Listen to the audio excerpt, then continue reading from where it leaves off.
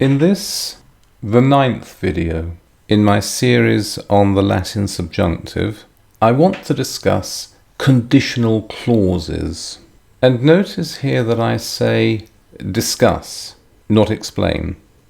If by the end of this video I have explained nothing regarding conditional clauses, I shall, to be sure, have wasted my time and yours.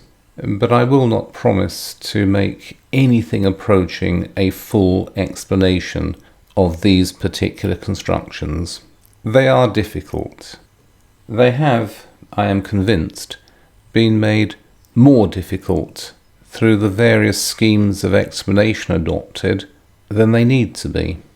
They are, even so, difficult constructions to analyze and to explain, and the most that I expect I shall be able to do is to give you the basis of an awareness so that you can then, without feeling entirely lost, look up the subject in full in any of the main grammars of Latin. Let us then start with a conditional sentence. Here is one, and if you watched, and if having watched you remember the first video in this series, this is an example I gave under the heading of the more difficult uses of the subjunctive. If I were rich, I might give you £10. If English is your native language, or if you learned English at a very early age as a second language, you will use and you will hear expressions of this nature every single day, and they will give you no difficulty. They will give you no difficulty unless you are asked to explain exactly what they mean. What does this mean? Am I saying that I am rich? No, I am not saying that I am rich. I'm asking you to imagine a situation in which I were rich. Am I saying then that I will give you £10? No. What I'm saying is that if you imagine a world with me as a rich man, even then there is no certainty that I shall give you £10. All that can be said is that there is a possibility that I shall give you £10. So this is a sentence that is based on two connected possibilities. Since you are learning Latin, but if you are learning any other language, or God help you, if you are studying English grammar, it is necessary for you to understand how this kind of statement works. Here I come back to what I said at the beginning of this video. The explanations of this kind of construction that you see in the standard grammars has, I think, been made unnecessarily complex for beginners. The more advanced your study of Latin or any other language becomes, the more need you will have of these complex explanations, and the better you will appreciate the terminology that is used to analyze these statements. But if you are a beginner in Latin, most of the standard explanations given are not particularly helpful. There is much talk of open or unknown conditionals, or of unfulfilled, closed or remote conditionals, or of remote and unfulfilled conditionals, or of statements contrary to known facts. All of these terms, all of these terminologies have their place, but I'm not sure they have their place at the beginning of a student's attempt on conditional clauses. Indeed, there has been a tendency over time for the terminologies of description to become more complex. Here is a page from Kennedy's Revised Latin Primer from an edition published in 1906. This is an edition brought out under the supervision of Kennedy himself. You'll see here that he divides conditional statements under two headings. If you look at the revision made to Kennedy in 1930 by Sir James Mountford, you'll see that conditional statements are now divided under three headings, and that the language used is rather more complex than that used by Kennedy himself. I am not saying that we can dispense with complex terms or complex terminologies. These have their place. But at the beginning, there is some value in keeping these terms and terminologies as much in the background as possible, and instead trying to analyze and to explain Latin grammar through English examples. Of course, pointing out, where relevant, those ways in which English and Latin grammar diverge. So, let me take this sentence: if I were rich, I might give you £10, and introduce a rather minimalistic scheme of explanation. You'll see that the sentence contains two clauses, which are conveniently separated. You can call the first of these clauses the conditional clause, that is the if clause, and the other one, I might give you £10, that is the main clause. It is customary to call these clauses the protasis and the apodosis. These are Greek terms, which I give in italics. After some thought on the matter, I have decided to continue using these terms in this video, but I use them simply because all of the grammar books use them, and it is for that reason inescapable. But as an alternative, we can describe these two clauses as if this, then that. If this, if I were rich, then that, I might give you £10. This introduction being made, I turn to the main tables of examples.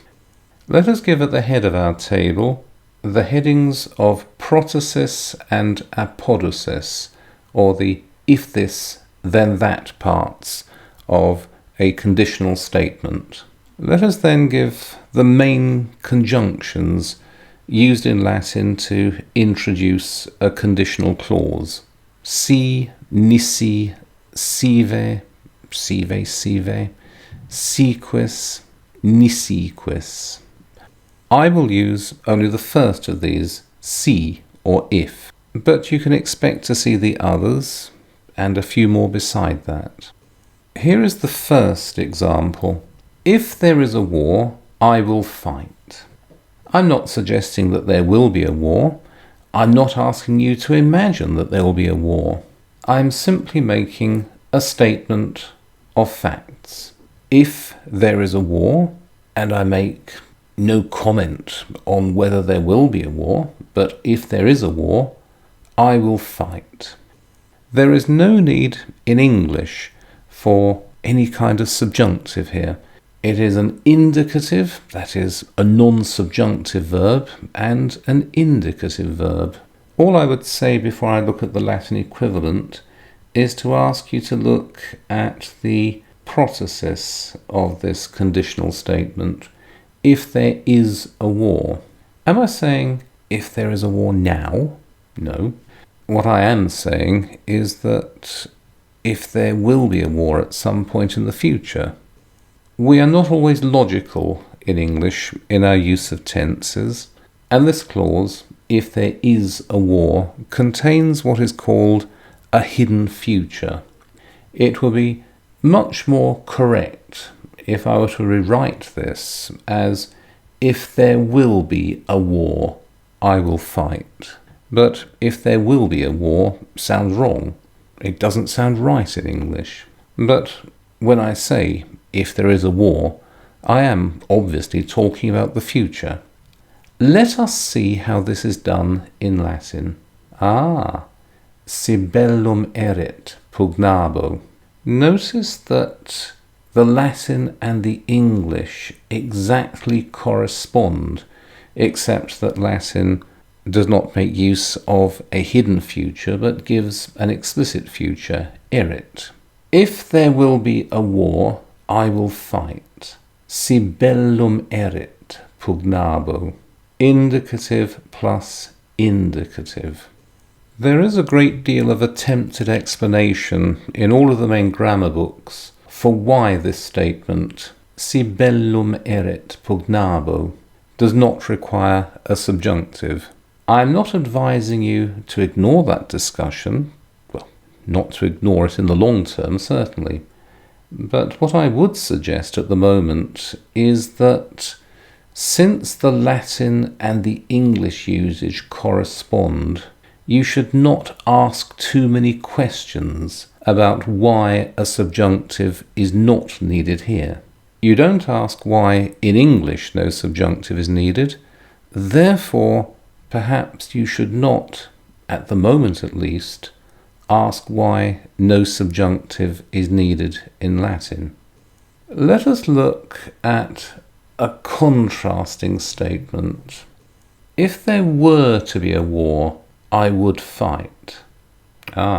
This is very like the statement at the beginning of this video. If I were rich, I might give you £10.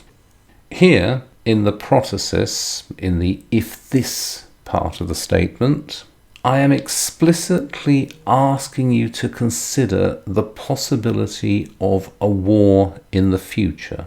And if this hypothetical war were to break out, then I would fight. If there were to be a war, that's a subjunctive in English. It's as near to a subjunctive as we can come.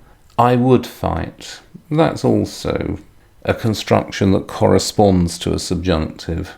Don't try to analyse the statement in any depth. It can be analysed, but it does require a lengthy process, and there is even some dispute over how it can be analysed. All I would ask you to consider is that you make this kind of statement every day. Other people make this kind of statement to you every day, and it never causes any difficulty. So take it as it is. You know what it means. If there were to be a war, I would fight, and then be happy that the Latin construction is almost identical. Si bellum sit pugnem. There is a difference. Notice the English, if there were to be a war, that has the look of an imperfect tense. You seem to be talking about a past war, only of course we're not. This is another hidden future. We're using the imperfect to talk about something in the future. Again, English does not use tenses in an entirely logical way. We understand it though. We're talking about the future. Latin would talk about the future, only there is no future subjunctive in Latin, and so the present subjunctive is used to express a future possibility. Si bellum sit, if there be a war, or if there were to be a war, I would fight. Again, a present subjunctive for pugnem because there is no possibility of a future subjunctive. But again, do not try too hard to analyse this. Do not ask, why? The best answer you'll get from me is because. Or perhaps a still better answer would be, it's much the same as in English. Be glad that English and Latin are related, and that very often Latin usage is English usage. Take advantage of that similarity of grammar. If there were to be a war, I would fight is close enough to si bellum sit pugnem not to have to worry too much about why you have a subjunctive and a subjunctive verb. Let us now look at past possibilities. If there had been a war, I would have fought. There wasn't a war, and because of that, I didn't need to fight. But if there had been a war, then yes, of course, I would certainly have signed up and fought. Again, in English, subjunctives, sort of subjunctives, near enough to subjunctives to get away with calling them subjunctives. And since this statement, if there had been a war, I would have fought, has not caused you any trouble, once again, do not think too hard about it. Once again, be glad that the Latin equivalent, si bellum fuisset, pugna vissem, is almost exactly the same. Pluperfect subjunctive in the protasis, pluperfect subjunctive in the apodosis. Let us now take what can be called a mixed conditional. Have a look at this statement. If ever there is a war, I will fight. This seems to be a mixture of a sort of subjunctive. In English, is that a subjunctive? If ever there is a war. It's not in form a subjunctive, but I think in meaning it is a subjunctive because I'm asking you to consider the possibility of a war. I'm not saying that there will be one or there won't be one. I'm asking you to imagine a situation in which there was a war. And then I say, I will fight. So you have a sort of subjunctive followed by an ordinary future, a future indicative. Again, the Latin is almost the same. Si umquam bellum sit pugnabo. Notice that the protasis, the if this part of the Latin sentence, has an explicit subjunctive, sit. If ever there be a war. But then, pugnabo, I will fight. You may regard this video as an entirely fraudulent production. I have not tried to explain why there must or must not be a subjunctive in any particular clause or any particular sentence. All I have done is to point out that Latin and English usage is often so very similar that it is possible to understand the Latin usage without thinking too hard about it. Perhaps you are a great deal cleverer than I am, and you will, with a contemptuous snort, ignore my advice not to think too hard about why subjunctives sometimes are and sometimes are not used in these sentences. Perhaps you will sit down and think about it, and with a great burst of illumination, the entire subject will be clarified for you. But if you are that kind of person, you will, I must say, be a most unusual student.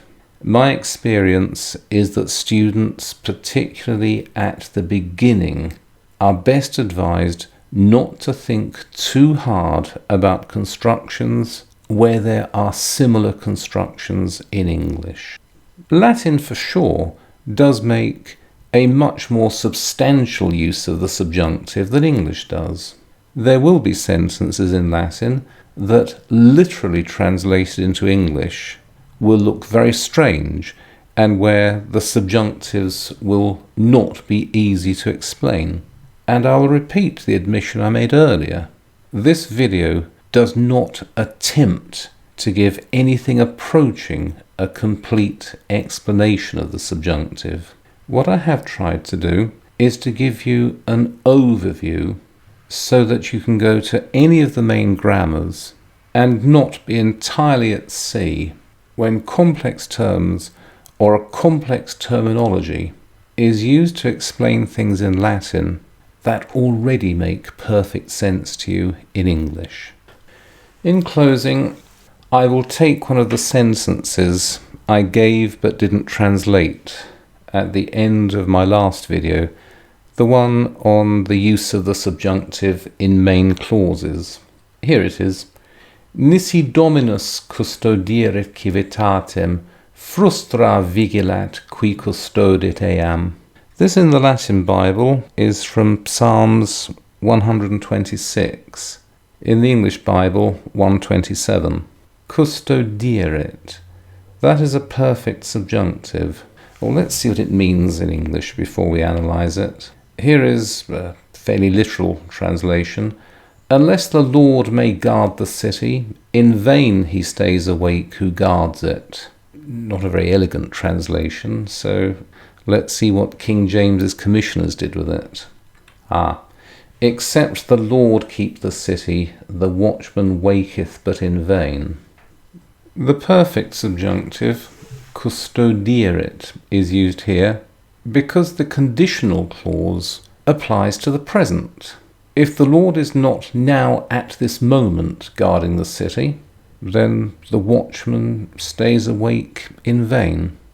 But that is the only example I will give, and I will not even give much of a discussion to that. What I advise you to do now is to think about the 4 examples I have given in that table, and to think how in each of those examples the Latin and the English usage are substantially or completely in agreement, and then to look this out in whatever grammar book you use. You will find, I think, that so long as you keep this substantial correspondence of English and Latin in mind, the complex terminology used in your grammar book may not much help you in the first place, but it also should not greatly confuse you. And that is the end of my video on conditional statements in Latin. I hope you have found it useful in some degree, but whatever the case, thank you for having watched it.